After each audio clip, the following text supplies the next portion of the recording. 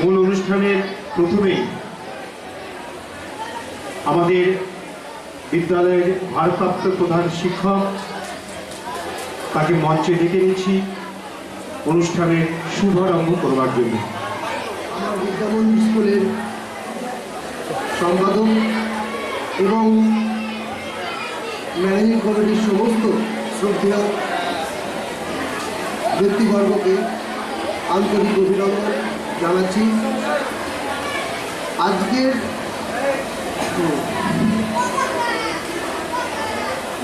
আজকে আমাদের মধ্যে উপস্থিত রয়েছেন আমাদের সৃষ্টিলগ্নের সেক্রেটারি সাহেব শ্রী অশোক সরকার মহাশয়, আমাদের বিদ্যালয়ের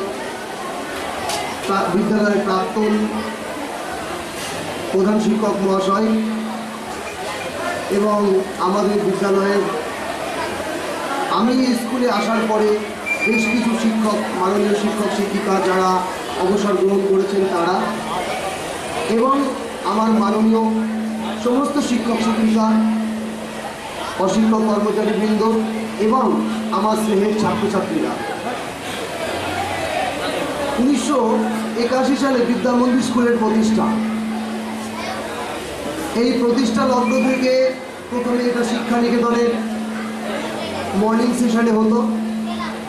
পরবর্তীকালে বিদ্যামন্দিরে একটু একটু করে অশোক সরকার আরও কিছু বিদ্যজনের হাত ধরে বিদ্যামন্দিরের একটা রূপ নিয়েছিল। আজকে সেই বিদ্যামন্দিরকে আমরা এই অবস্থায় দেখছি। আমরা অনেক পরে এসেছি, যখন বিদ্যামন্দির মোটামুটি ডানা মেলে উঠতে শিখে গেছে।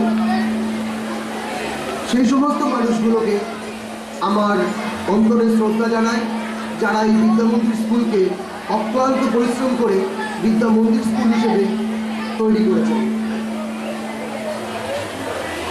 আজকের দিনটা বিশেষ গুরুত্বপূর্ণ। আজকে মহাপঞ্চমী। এই মহাপঞ্চমীর দিনে আজকে আমাদের একটা অত্যন্ত গুরুত্বপূর্ণ অনুষ্ঠান স্কুলে আয়োজিত হয়েছে। সেটা হচ্ছে আমাদের পত্রিকা প্রকাশ অনুষ্ঠান। তোমরা সবাই জানো যে আমাদের এই পত্রিকার নাম পরিচয়। আমি বিদ্যালয়ের ভারপ্রাপ্ত প্রধান শিক্ষক হিসেবে এটাই চাইব প্রত্যেকটি সন্তানতুল্য ছাত্রছাত্রীদের কাছ থেকে যে আমাদের এই পরিচয় পত্রিকার মাধ্যমেই আমাদের বিদ্যামন্দিরের পরিচয় হয়ে উঠুক। এই পরিচয় পত্রিকায় আমাদের বিদ্যামন্দিরের পরিচয় হয়ে উঠুক সকলের কাছে। এর মাধ্যমেই যাতে আমরা একটু একটু করে আমরা সামনের দিকে এগিয়ে যেতে পারি। সকল স্তরের মানুষের কাছ থেকে আমরা বিভিন্ন রকম সাহায্য, বিভিন্ন রকম সহযোগিতার মাধ্যমে যাতে বিদ্যামন্দির স্কুলকে আমরা আরও একটু একটু করে উপরের স্তরে উন্নীত করতে পারি, সেই আশা রেখে আজকের এই সবাই আমার বক্তব্য শেষ করছে। নমস্কার। পরিচয় পত্রিকা প্রকাশ অনুষ্ঠানে এবার আবৃত্তি পরিবেশন করবে আমাদের বিদ্যালয়ের নবম শ্রেণীর ছাত্রী স্মৃতি বিশ্বাস। আমি একটা আবৃত্তি করে শোনাতে চাই রবীন্দ্রনাথ ঠাকুরের লেখা দুই পাখি। খাঁচার পাখি ছিল সোনার খাঁচাটিতে, বনের পাখি ছিল বনে।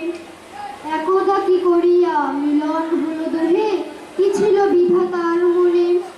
বনের পাখি বলে খাঁচার পাখি ভাই, বনের গান গাও দেখি। খাঁচার পাখি বলে। ডক্টর উত্তম ঘোষ মহোদয়কে তার কাছ থেকে দু একটা কথা আমরা শুনে দেব। যাপনকালীন সময়ে মঞ্চে উপস্থিত ছিলেন ফুলিয়া তথা শান্তিপুরের মহানাগরিক শান্তিপুর পঞ্চায়েত সমিতির সভাপতি মাননীয় তপন সরকার মহাশয়, উপস্থিত ফুলিয়া বিদ্যামন্দির পরিচালন সমিতির সভাপতি ভাই সুব্রত, উপস্থিত ভারপ্রাপ্ত প্রধান শিক্ষক মহাশয়, উপস্থিত আমার অভিভাবকবৃন্দ, তালিকায় পরপর যার নাম না বললে তার বাদ যায়, প্রাক্তন হেডমাস্টার মশাই, প্রাক্তন সম্পাদক নিরঞ্জন কাকু, প্রত্যেকে, আমি প্রত্যেককে স্পেসিফিক নাম বলছি না, প্রত্যেককে এই নবরাত্রিকালীন যাপন সময়ে সম্মান, শ্রদ্ধা, প্রণাম জানাচ্ছি। মাস্টারমশাইবৃন্দ, শিক্ষিকাবৃন্দ এবং সামনে উপস্থিত আমার স্নেহের ছাত্রছাত্রীবৃন্দ, আমি হেডমাস্টার বলছিলাম যে এই নবরাত্রিকালীন যাপন সময় এটা ভারতবর্ষের বিশেষ যোগের সময়। এই যোগের সময়ে যে কাজ করা হয় ব্যক্তিগত স্তরে বা প্রাতিষ্ঠানিক স্তরে, সেই কাজ সেই বিদ্যালয়ের পূর্ণ মঙ্গল কামনার্থে করা হয় এবং সেই মঙ্গল বহুদিন যাবৎ বয়ে বেড়ায়।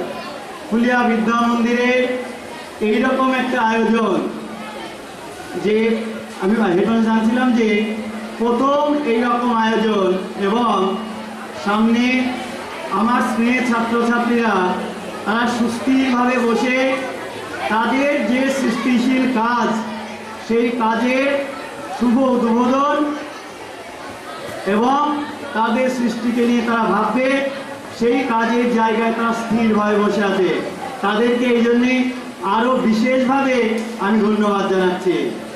আরও জানাই, স্যার বলছিলেন এই প্যান্ডেল থেকে শুরু করে সমস্ত আয়োজন তাদের, এই ছোট্ট ছেলেদের এই বিশেষ কাজের জন্যে আমার দিক থেকে তাদের প্রতি বিশেষ ধন্যবাদ। এরপর যেটা বলার, প্রাতিষ্ঠানিক পড়াশোনার পাশাপাশি দরকার ছাত্রদের কিছু কো কারিকুলার অ্যাক্টিভিটিস। সেই কো কারিকুলার অ্যাক্টিভিটিসের মধ্যে যেমনি পড়ে খেলাধুলা, তেমনি আবৃত্তি অনুষ্ঠান, ছবি আঁকো এবং তাদের নিজের নিজের লেখা, তাদের হাতে তৈরি করা বিশেষ কিছু কাজ। আমি বিদ্যালয় কর্তৃপক্ষের কাছে বিশেষভাবে ধন্যবাদ জানাবো তাদের, যে তারা তাদের বাচ্চাদের এইরকম একটা সৃষ্টিশীল কাজে উৎসাহিত করেছে। তাদের এই কাজ দীর্ঘজীবী হোক, তারা তাদের মতো করে এই কাজকে যুগ যুগ ধরে বয়ে নিয়ে বেড়াক, বিদ্যা মন্দির স্কুলের শ্রীবৃদ্ধি হোক, এই কথা বলেই আমি আমার বক্তব্য শেষ করছি। উপস্থিত সকলকে জানাই শারদীয়ার আন্তরিক শুভেচ্ছা এবং অভিনন্দন। আমরা জীবন পেয়ে থাকি বাবা এবং মায়ের কাছ থেকে, আর এ জীবনে চলার পথ দেখায় শিক্ষক শিক্ষিকারা।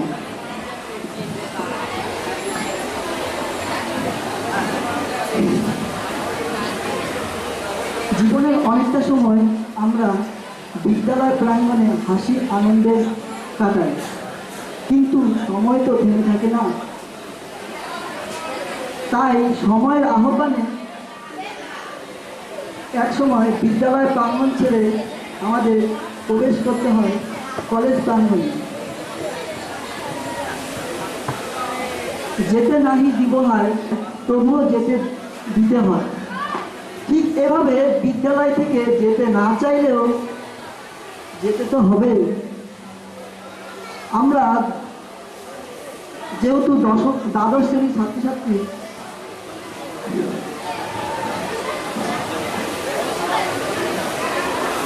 তাই আর অল্প কিছুদিন সময় পরে আমাদের বিদ্যালয় ছেড়ে চলে যেতে হবে।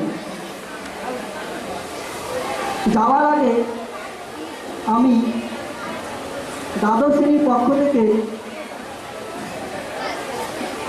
শ্রেণীর সকল ছাত্রছাত্রীর পক্ষ থেকে আমাদের বিদ্যালয়ের সকল শিক্ষক শিক্ষিকার কাছে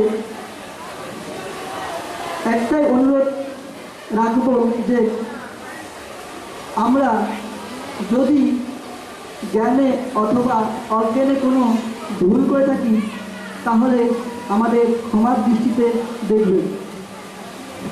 আবার বলছি, উপস্থিত সকলকে শারদীয়ার আন্তরিক প্রীতি শুভেচ্ছা এবং অভিনন্দন। এ বলে আমার সংক্ষিপ্ত বক্তব্য আমি শেষ করি। বিদ্যালয়ের একবারে সূচনা থেকে যার পদচারণায় বিদ্যালয় হয়ে উঠেছে মুখরিত, মাননীয় অশোক সরকার মহোদয়কে মঞ্চে ডেকে দিচ্ছি।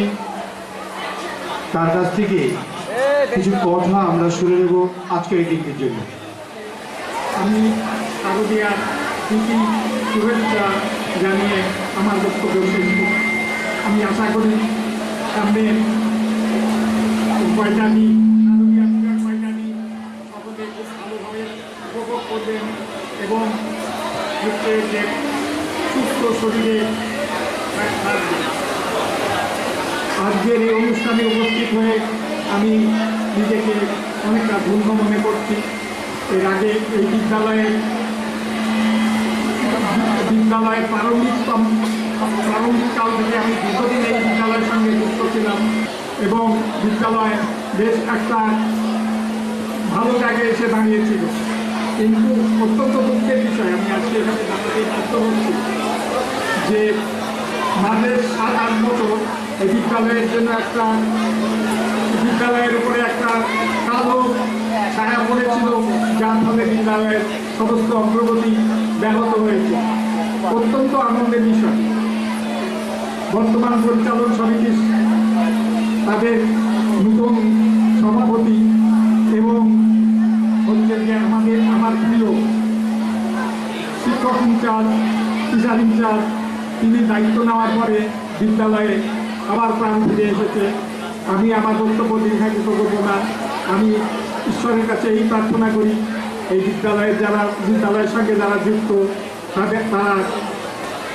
তাদের ভবিষ্যৎ জীবন যেন সুন্দর হয়ে ওঠে এবং এই বিদ্যালয় যেন আস্তে আস্তে সমৃদ্ধ হয়ে ওঠে। এই